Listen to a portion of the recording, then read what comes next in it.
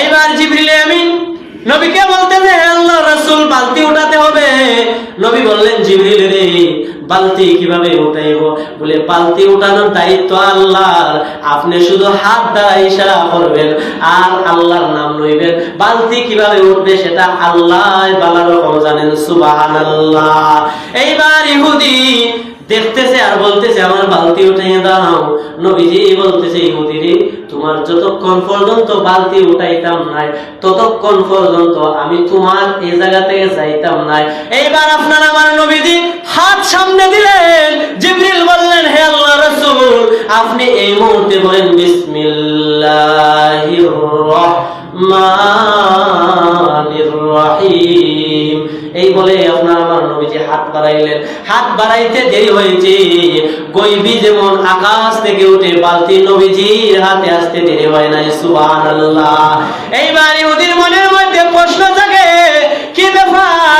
যেই ব্যক্তিটাকে আমি মারলাম রে, খারে আমি মারলাম রে, যেই ব্যক্তির ইশারাতে বালতি আসে রে, ও ব্যক্তি তুমি কে? তোমার একটু পরিচয় দিবাইনি? আপনার আমার নবীজি বলে, আমার পরিচয় জেনে লাভ নাই। তুমি আরে মারে মারছো, আমি জিজ্ঞাসি তোমার হাতে ব্যথা করছো নি? আমার কথা বলার সময় নাই রে ইহুদি। তোমার বালতি উঠানোর কথা বলছিলাই, তোমার বালতি আমি উঠিয়ে দিয়েছি। এবার আমার 24টা খেজুরি দেও, আমার হুসাইন উপাস রে, আমার হাসাইন উপাস রে, আমি তোমার কাছ থেকে যেতে চাই।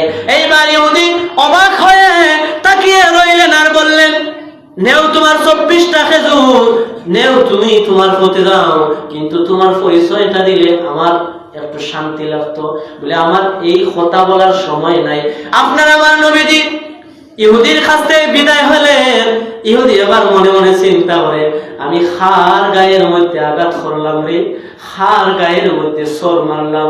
যে হাতের দ্বারা ইশারা করছে বালতি উঠে গেছে, তিনি বললেন যে আমি তো মানুষের মুখে শুনেছি এমন এক যুগে একজন নবী আসবে, যিনি ইশারায় চন্দ্র দ্বিখণ্ডিত হয়ে যাবে, যিনি ইশারায় অনেক কিছু হয়ে যাবে।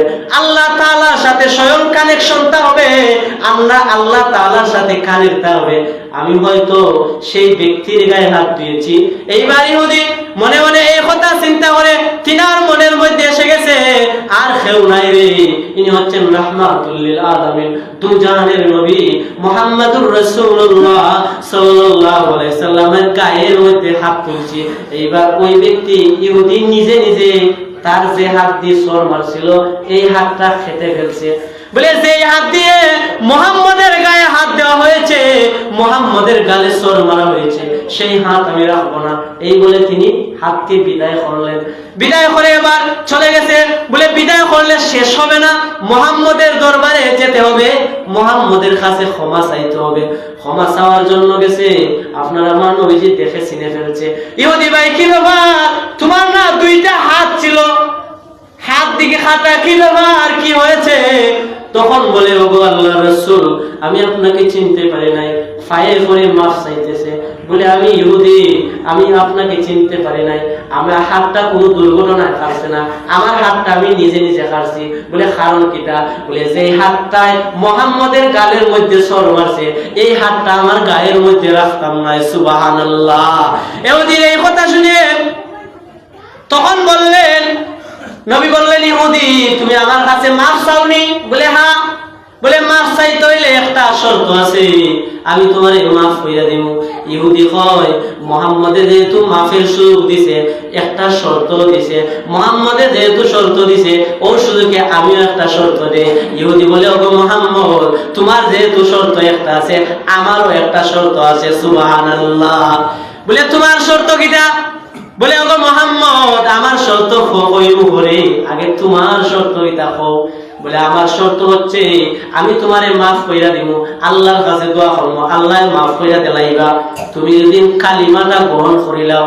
ইহুদি বলে, ওগো মুহাম্মদ, আমি আর দেরি করতেও চাই না, তোমার শর্তে রাজি আছি গো, তবে তোমার শর্ত পালন করার আগে আমার শর্ত তুমি পালন করতে হবে। সুবহানাল্লাহ। বলে, তোমার শর্ত কিটা?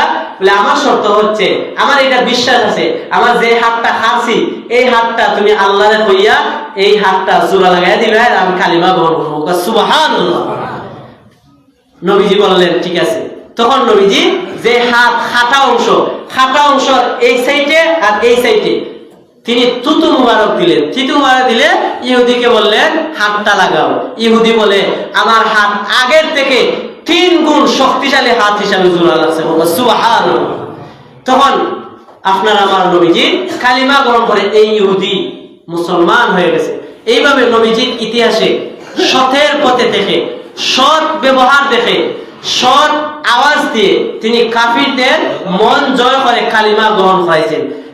সেই নবীর উম্মত আপনি আমি।